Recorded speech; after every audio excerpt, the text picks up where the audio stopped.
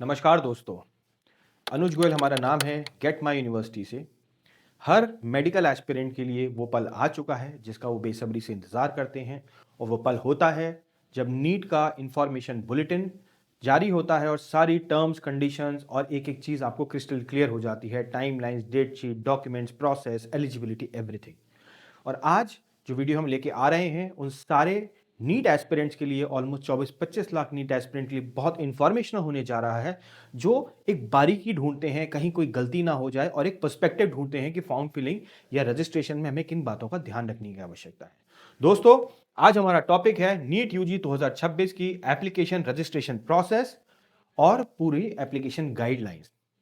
इससे पहले कि मैं आपको इस पूरे प्रोसेस के बारे में बताऊं, मैं आपको बताना चाहता हूं दिस ईयर 2026 में अगर आप देखेंगे कंपेयर टू 2025 काफी चीजें हैं जिसमें बहुत ज्यादा चेंज हुआ है। क्या चेंज हुआ है मैं आपको जरूर दिखाऊंगा, लेकिन इंपॉर्टेंट चीज ये है जो पिछले कई सालों में हमने देखा कि नीट के एग्जाम में धांधली होती थी, फ्रॉड्स होते थे, चीटिंग के पेपर लीक होते थे, साथ में अपने कोटास का मिसयूज होता था और बहुत इम्पर्सिफिकेशन होता था। उस कारण से क्रेडिबिलिटी लॉस हो गया था नीट को लेकर। सुप्रीम कोर्ट में भी मैटर गया था, लेकिन अब एनटीए ने इन चीजों का बहुत ध्यान रखा है और एक बहुत मल्टी लेयर्ड अप्रोच बनाई है सिक्योरिटी की, जो आपको नीट 2026 के फॉर्म में बहुत बेहतरीन क्लियर तरीके से नजर आएगी अगर आप 2025 से 26 में कंपेयर कर रहे हैं। सो देखिए दोस्तों, क्या चेंजेस हैं एक बार देखते हैं। सबसे पहले exam city choice. Last year तक आपको 4 चॉइस यहां पे देनी पड़ती थी और उन 4 चॉइसेस के आधार पे आपको अपना सेंटर अलॉट होता था, लेकिन 2026 में you are only allotted 1 exam cities allowed. आपको मल्टीपल ऑप्शंस मिलने ही नहीं वाले यहां पे, क्योंकि यहीं पे बहुत बड़ा गैप भी आता था कि बच्चे ऑप्शंस लेके चलते थे और बाद में लास्ट मिनट पे अपने सेंटर चेंज करते थे। दूसरा जो सबसे बड़ा चेंज आया है वो आया है सिटी अलोकेशन बेसिस, कि सिटी किस बेसिस पे अलोकेट करें बच्चे का टेस्ट सिटी। तो पहले उसकी प्रेफरेंस के बेसिस पे होता था, जो भी बच्चा ऑप्शन देता था यहाँ पे, बट इस साल से 2026 से बहुत बड़ी सिक्योरिटी लेयर यहाँ पे ऐड की गई है कि जो भी एग्जाम होगा वो आधार एड्रेस बेस्ड वेरिफिकेशन होगा और वो आधार के वेरिफिकेशन और उसके पूरे केवाईसी के बाद जो उसका एड्रेस होगा उसी के इर्द गिर्द उसको सेंटर अलॉट किया जाएगा। तो there has to be a clear basis, random allotment नहीं होगा। थर्ड पॉइंट था आइडेंटिटी वेरिफिकेशन। पहले नॉर्मल आईडी आप कोई भी अपलोड कर देते थे, है ना, और उस बेसिस पे आपका आईडी वेरिफिकेशन होता था, but this time they have introduce Aadhaar based e KYC verification. Aadhaar based e KYC मतलब आपको अपना आधार का नंबर डालेंगे अपना रजिस्ट्रेशन प्रोसेस में, तब आपका फॉर्म भरेगा, हम आपको दिखाएंगे भी, और वहीं से वो आपकी सारी डिटेल फेच कर लेगा ऑटोमेटिक। फोटो अपलोड, आप पहले पासपोर्ट साइज फोटो अपलोड करते थे लास्ट ईयर तक, इस साल से लाइव फोटो कैप्चर मांग रहा है सिस्टम आपका, राइट। तो जब आप अपना फॉर्म भरेंगे और फोटो सेक्शन पे आएंगे तो आपका लाइव फोटो को आपको देना पड़ेगा। इसके बाद एनटी ने फ्रॉड कंट्रोल मेजर्स यहां पे अडॉप्ट किए हैं। पहले कुछ बेसिक चेक्स ही होते थे, इस बार से उन्होंने स्ट्रिक्ट वेरिफिकेशन किया है और लाइव फोटो कैप्चर का ऑप्शन दिया है अलॉन्ग विद द बायोमेट्रिक। फिर पीसीबी एक एडिशनल सब्जेक्ट को लेके हमेशा एक एम्बिग्यूटी बनी रहती थी, क्लैरिटी नहीं होती थी, लेकिन इस बार नीट यूजी के फॉर्म में प्रोस्पेक्टस में क्लियरली मेंशन किया गया है दैट यस, आपको न्यू एजुकेशन पॉलिसी और एनएमसी की गाइडलाइंस के हिसाब से आप अपना पीसीबीएस एडिशनल सब्जेक्ट भी अगर आपके पास है तो आप एलिजिबल हो सकते हैं नीट यूजी के लिए। फॉरेन ओपन स्कूल बोर्ड जो होते थे उनको लेके हमेशा एम्बिग्यूटी बनी रहती थी, केस टू केस बेसिस पे आपको पूछना पड़ता था कि हमारा बोर्ड एक्सेप्टेबल है नहीं है, बट यहां पे इक्विवेलेंस मिल चुकी है और पीसीबी एडिशनल सब्जेक्ट आपके एक्सेप्टेबल होने चाहिए।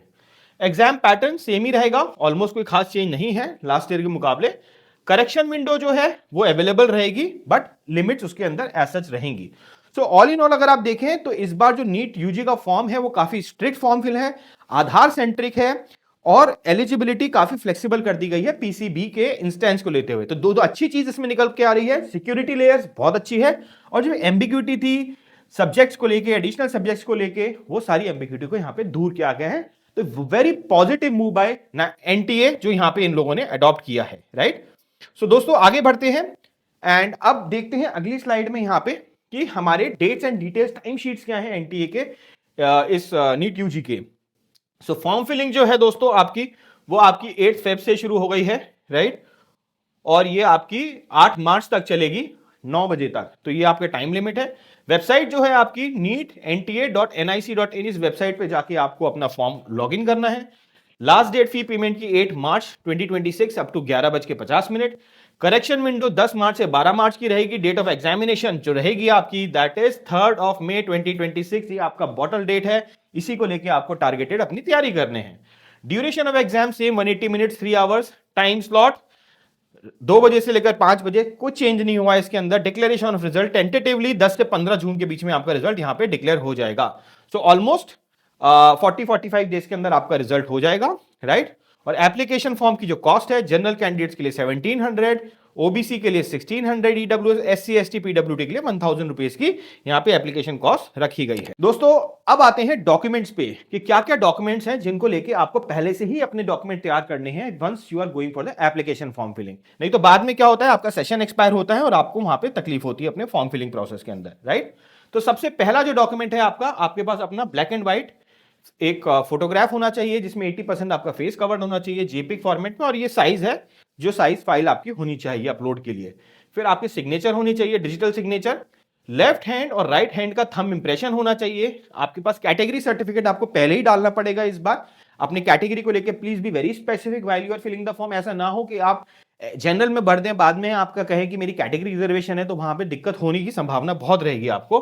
क्लास 10th और इक्विवेलेंसी सर्टिफिकेट, आइडेंटिटी प्रूफ में आधार कार्ड आपके पास होना चाहिए।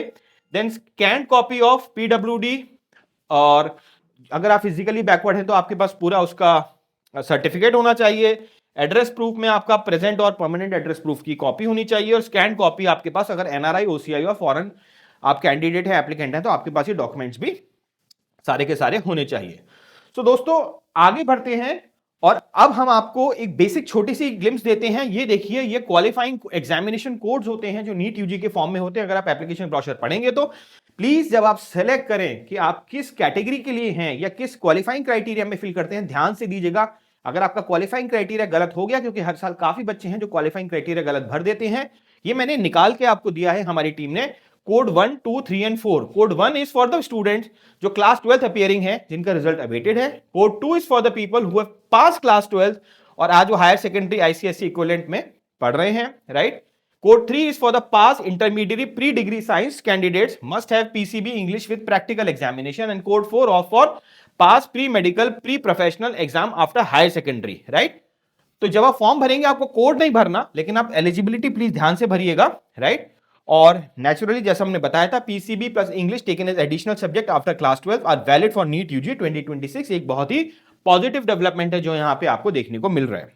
सो दोस्तों आगे हम अब आपको सेकंड फेज में ले जाते हैं, जब हम आपको step by step form filling का प्रोसेस बताएंगे, कैसे कैसे आपको जाना है जिससे आप गलती ना करें।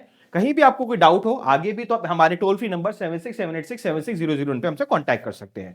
सो आइए अब हम एप्लीकेशन फॉर्म के प्रोसेस पे जाते हैं और आपको दिखाते हैं नीट यूजी का फॉर्म कैसे फ्लो करेगा। दोस्तों हर साल कितने बच्चों का फोन आता है हमारे पास, या कितने ऐसे बच्चे होते हैं जो छोटी छोटी बारीक गलती कर देते हैं अपने नीट फॉर्म के बेसिक डिटेल्स फिल करने में, और उनका पूरा का पूरा साल की मेहनत और कैंडिडेचर रिजेक्ट हो जाता है।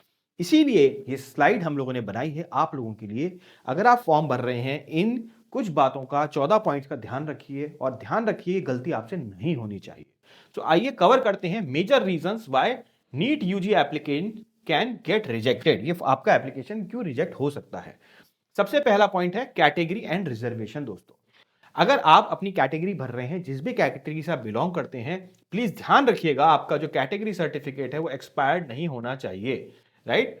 और स्टेट सर्टिफिकेट है ना, आपका एक्सपायर्ड डॉक्यूमेंट नहीं होना चाहिए, plus state certificate instead of central false PWD claim. तो आपका कोई भी क्लेम ऐसा भी नहीं होना चाहिए जो फॉल्सिफाइड क्लेम हो बाद में और जो आप प्रूव ना कर पाए, अदरवाइज आपका पूरा कैंडिडेचर रिजेक्ट हो जाएगा। दूसरा में इंपॉर्टेंट पॉइंट आता है पर्सनल डिटेल्स में बारीक बारीक गलतियां हो जाना, राइट। बिकॉज नीट में एग्जाम की सेंसिटिविटी बहुत हाई है और इस बार एनटीए और ज्यादा सख्त है, तो there is a high possibility आपके नाम में भी अगर ए की जगह ई लग गया तो आपके कैंडिडेचर रिजेक्शन हो सकता है, right. Name, parents name and date of birth not matching class 10 certificate, तो क्लास 10 सर्टिफिकेट आपका बेसलाइन है, हिसाब से आपका मैच होना चाहिए।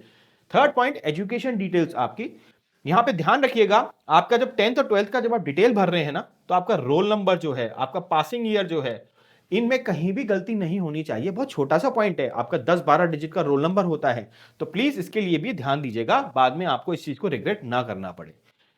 सब्जेक्ट एलिजिबिलिटी, ठीक है, मिसिंग फिजिक्स, केमिस्ट्री और बायोलॉजी इन क्लास 12, तो ये बेसिक सी बातें आप जानते हैं। Photograph and signature, photograph old नहीं होना चाहिए, फ्रेश फोटोग्राफ होना चाहिए, रॉन्ग बैकग्राउंड नहीं होना चाहिए, प्रॉपर व्हाइट बैकग्राउंड पे फेस विजिबल होना चाहिए, 80% फेस विजिबिलिटी होनी चाहिए। एक छोटा सा पॉइंट, सिग्नेचर आपका कैपिटल वर्ड्स में नहीं होना चाहिए, ये भी एक पॉइंट है जिसको लेके आपको क्लैरिटी रखनी चाहिए, right. Thumb impression, wrong hand used in the blurred impression. आप राइट थंब इंप्रेशन की फोटो अपलोड कर रहे हैं और आपने गलती से रॉन्ग लेफ्ट डाल दी, तो ये ध्यान दीजिएगा कि जब आप थंब इंप्रेशन अपलोड कर रहे हैं तो आप करेक्ट थंब इंप्रेशन अपलोड करें, राइट। और वो ब्लर्ड नहीं होना चाहिए, वो क्लियर इंप्रेशन होना चाहिए आपका, जो विजिबल हो, राइट।